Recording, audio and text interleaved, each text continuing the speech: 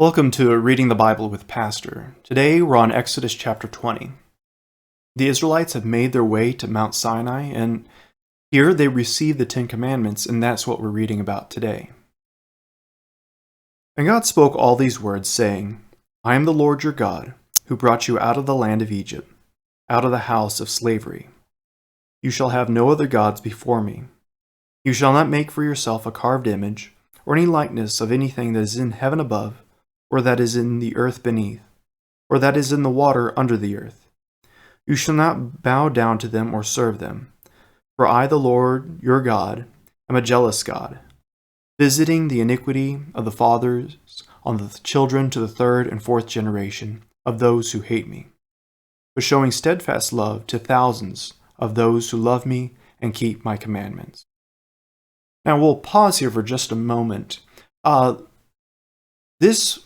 The law here given in the Ten Commandments reminds us that if we break it, we receive God's wrath. But there's a little bit of gospel here shown by showing that God gives his love to 1,000 generations, his steadfast love. So here's a reminder that God would rather love and show his love than to have wrath. Because we see here his wrath lasts to 3 and 4 generations, but his love lasts for thousands. We'll continue with verse 7. You shall not take the name of the Lord your God in vain, for the Lord will not hold him guiltless who takes his name in vain. Remember the Sabbath day to keep it holy. 6 days you shall labor and do all your work, but the 7th day is a Sabbath to the Lord, your God. On it you shall not do any work, you or your son or your daughter, your male servant or your female servant, or your livestock or the sojourner who is within your gates. For in 6 days the Lord made heaven and earth, and the sea, and all that is in them, and rested on the 7th day. Therefore the Lord blessed the Sabbath day and made it holy. The Lord made the universe in 7 days, rested on it, made it holy. The 7th day ends up being Saturday, but yet Christians worship on Sunday.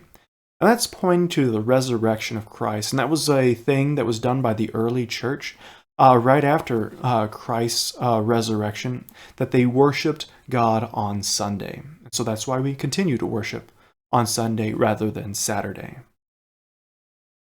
Honor your father and your mother, that your days may be long in the land that the Lord your God is giving you. This is the one commandment with a promise. By obeying our parents, the authorities in our life, we are gifted long days in the land that God is giving us. You shall not murder. You shall not commit adultery. You shall not steal. You shall not bear false witness against your neighbor. You shall not covet your neighbor's house. You shall not covet your neighbor's wife, or his male servant, or his female servant, or his donkey, or his ox, or anything that is your neighbor's. And when all the people saw thunder, and the flashes of lightning, and the sound of the trumpet, and the mountain smoking, they were afraid and trembled. And they stood far off, and said to Moses, You speak to us, and we listen, but do not let God speak to us, lest we die. Moses said to the people, Do not fear, for God has come to test you, that the fear of him may be before you, that you may not sin. The people stood far off, while Moses drew near to the thick darkness where God was.